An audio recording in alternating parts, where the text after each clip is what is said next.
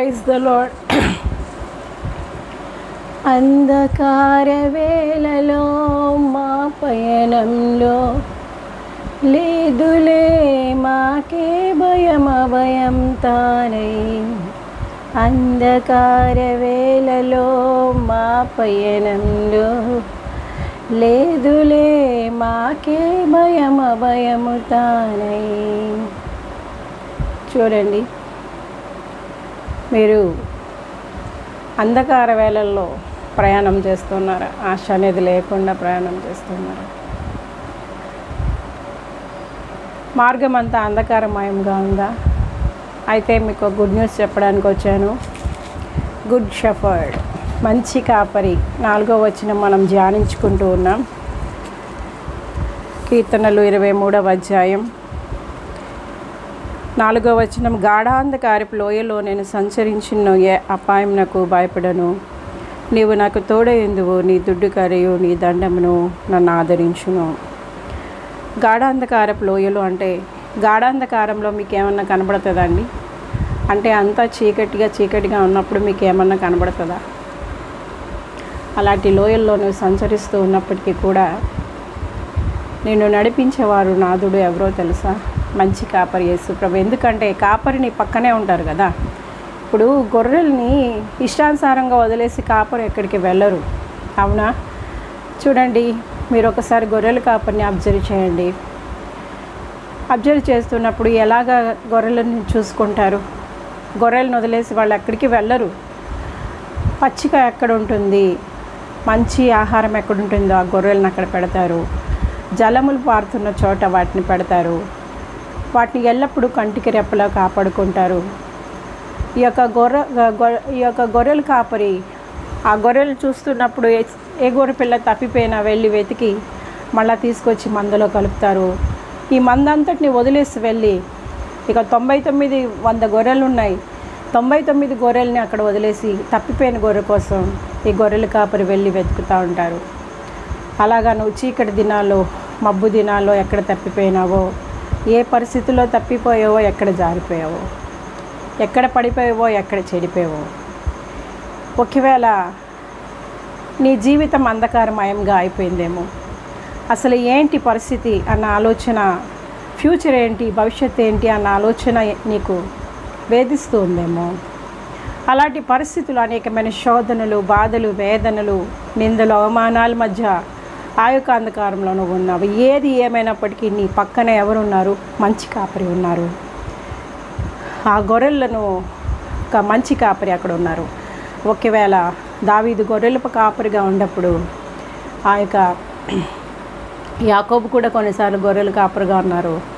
ఆ పరిస్థితుల్లో క్రూర మృగాలు వస్తున్నప్పుడు రీవేషంధర ఈ యొక్క కాపరులు ఏం చేస్తారంటే ఆ క్రూర మృగాల్ని ఎదిరిస్తారు, వాటిని బంధిస్తారు. ఇప్పుడు మేమున్నామండి, కాపరిగా ఇక్కడ నన్ను పెట్టినారు, ఇప్పుడు నాకు కొన్ని గొర్రెలు అప్పగించారు. ఆ గొర్రెల విషయంలో నేను అనుక్షణం కూడా శ్రద్ధ తీసుకుంటాను. ఆత్మీయ అర్థాలు వేరుగా ఉంటాయండి. గొర్రెలను అంటే నేను వెళ్ళి తీసుకెళ్ళి కాసి ఒక దగ్గర పెట్టి గొర్రెలని, అది కాదు. కానీ నాకు దేవుడు ఏ గొర్రెలు ఇచ్చారో నాకు తెలుసు, వాళ్ళకు కూడా తెలుసు. సో ఈ గొర్రెల్ని నేను ఏం చేస్తానంటే, ఆ యొక్క క్రూర మృగాలు అంటే ఏంటంటే, ఈ యొక్క దురాత్మ దుష్ట శక్తులు, మనుషుల్లో కూడా దురాత్మలు పనిచేసి ఈ యొక్క కాపరికి దూరం చేయడానికి చూస్తాయి. ఎందుకంటే కాపరి కాపాడతాడు కదా, ఆ గొర్రెల్ని కాపాడతారు. ఎంతవరకు? నిత్య జీవం వరకు, మళ్ళీ తండ్రి దగ్గరికి చేరే వరకు, లేకపోతే వీళ్ళు తండ్రి దగ్గరికి వెళ్ళిపోయే వరకు ఖచ్చితంగా ఆ గొర్రెల్ని కాపాడతారు. మళ్ళీ వారికి కాపరత్వం వచ్చే వరకు కూడా కాపాడతారు. ఎందుకు కాపాడతారంటే అది దేవుడిచ్చిన బాధ్యత. మీకు అర్థమైందా? కాపరి యొక్క బాధ్యత ఏంటో మీకు అర్థమైందా? ఈ యొక్క పోరాటం ఎవరు పోరాడతారు? ఇప్పుడు గొర్రెలకి ఏం తెలియదు, అవి అమాయకంగా ఉంటాయి. అవి దుష్టవశిక బాబా రైకవైశ్వర్యవిషంధర. ఏ దురాత్మ వాళ్ళని అటాక్ చేస్తుంది, ఏ దుష్టుడు వాళ్ళని అటాక్ చేస్తున్నాడు, ఏ విధంగా వాళ్ళని కొలాప్స్ చేస్తున్నాడు, ఏ విధంగా వాళ్ళ జీవితాలు నాశనం చేస్తున్నాడు అనేది వీళ్ళకి తెలియదు, ఈ గొర్రెలకి తెలియదు కదా. సో ఇప్పుడు కాపరి యొక్క పరిస్థితి ఏంటి? ఆ గొర్రెల్ని అలర్ట్ చేస్తారు. పలానా విషయంలో నువ్వు సరి చేసుకోవాలి, పలానా విషయం నువ్వు బాగుపడాలి, పలానాది నువ్వు వదలాలి, నువ్వు ఇలాగ సిద్ధపడాలి అని చెప్పి ఈ యొక్క అలర్ట్ చేసేది ఎవరు? ఈ కాపరి. ఆ యొక్క కాపరి లక్షణాలు, ఆ కాపరిత్వం అనేది దేవుడు నాకు అప్పగించాడు. సో నా పని నేను చేస్తూ ఉన్నాను. ఇక్కడ నేను చెప్పేది ఏంటి అంటే, ఇప్పుడు నాకు కూడా కాపరి అవసరమే కదా. నేను కాపరత్వం నాకు ఇచ్చినప్పటికీ కూడా నా పక్షంగా ఎవరున్నారు, నా పక్కనే ఎవరున్నారు? మీకు అర్థమవుతుందా? మంచి కాపరైన యేసు ప్రభువారు ఉన్నారు. తండ్రిగా, కుమారుడిగా, పరిశుద్ధాత్ముడిగా పనిచేస్తున్నారు. నాతో లీనమై ఉన్నారు, ఏకమై ఉన్నారు. మీకు అర్థమవుతుందా? ఆ గొర్రెలు ఎక్కడ ఆ యొక్క భయంకరమైన పరిస్థితుల్లో, లేకపోతే ఆపదలు, లేకపోతే నన్ను అలర్ట్ చేస్తారు. నన్ను అలర్ట్ చేసినప్పుడు నేను దానికి సరి అయినటువంటి విధంగా నేను రియాక్ట్ అవ్వాలి. మీకు అర్థమవుతుందా? కాపరి లక్షణాలు, కాపరత్వం అంటే ఏంటో తెలుసా? మీకు అర్థమైందా?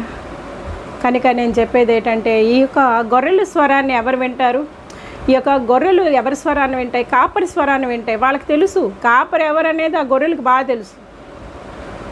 మీకు అర్థమవుతుందా? అర్థం చేసుకుంటున్నారా? కొన్ని ఆత్మలు మాకు అప్పగిస్తారు, ఆ భారాన్ని మాకు పెడతారు. పెట్టినప్పుడు మాకు కష్టమో నష్టమో పరిస్థితి ఏదేమైనప్పటికీ మేము ఎదిరిస్తాం. ఎందుకు ఎదిరిస్తామంటే ఆత్మ శక్తితో ఎదిరిస్తాం. ఇక్కడ ఇలాంటి బాధ్యత ఇచ్చి పెట్టారు కనుక ఏ పరిస్థితిలో మీరున్నా, ఏ సిచ్యువేషన్లో మీరున్నా, ఎంత దూరంలో మీరున్నా, ఈ మాటలు వింటున్నప్పుడు ఆ మంచి కాపరికి మీ హృదయాలు అప్పగించుకోండి.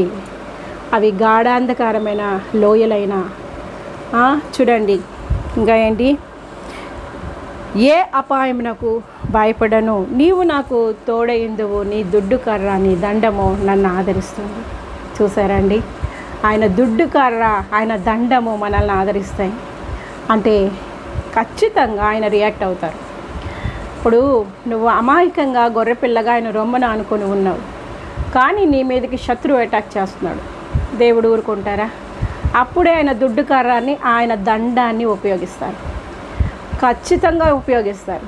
మీకు అర్థమైందా? యుద్ధాలు, పోరాటాలు నేను ఎందుకు చెప్తున్నాను?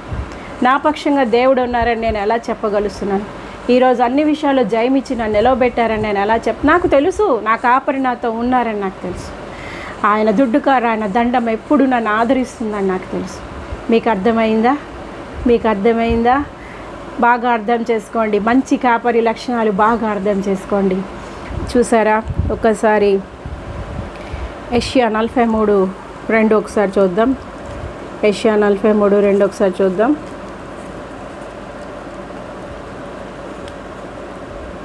మంచి కాపరి, ఆహా మా ప్రభు యేసే, మా కొరకై ప్రాణమిచ్చే గొప్ప కాపరి.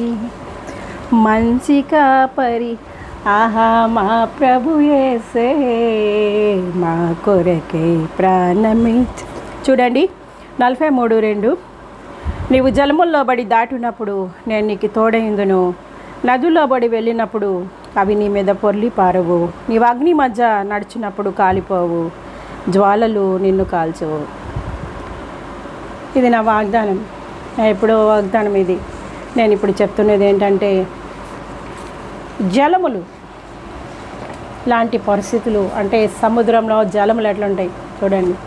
అందులోకి వెళ్తే బతుకుతారా? యాక్చువల్గా తిరిగి బతికి వస్తారా? బతికి బట్ట కడతారా? ఆ జలముల లోపడి వెళ్ళినప్పుడు, అగ్ని మధ్య, అగ్ని జ్వాలల్లోంచి వెళ్ళినప్పుడు, ఆ యొక్క జలములు నిన్ను ముంచివేయవు, జ్వాలలు నిన్ను కాల్చవు. జలములలో పడి నేను వెళ్ళిన అవి నా మీద పారవు, అగ్నిలో నేను నడచినను, జ్వాలలు నన్ను కాల్చజాలవు. హల్లెలూయా, హల్లెలూయా, హల్లెలూయా, ఆమేన్, ఆమేన్. హల్లెలూయా, హల్లెలూయా, హల్లెలూయా, ఆమేన్. ఈరోజు ఎవరైతే ఆ యొక్క అగ్ని జ్వాలల మధ్య నడుస్తున్నారు, ఆ యొక్క పొర్లి ప్రవహించే జలముల మధ్య నడుస్తున్నారు, అందరూ రీవాషాంధర విడుదల పొందుకొందురుగాక. మంచి కాపరికి మీ ఆత్మలు అప్పగించుకొందురుగాక. చక్కగా ఆ యొక్క అగ్ని వాసన కానీ ఆ జలముల తడి కానీ మీకు లేకుండా బయటికి వచ్చుదురుగాక. Praise Lord. God bless you all.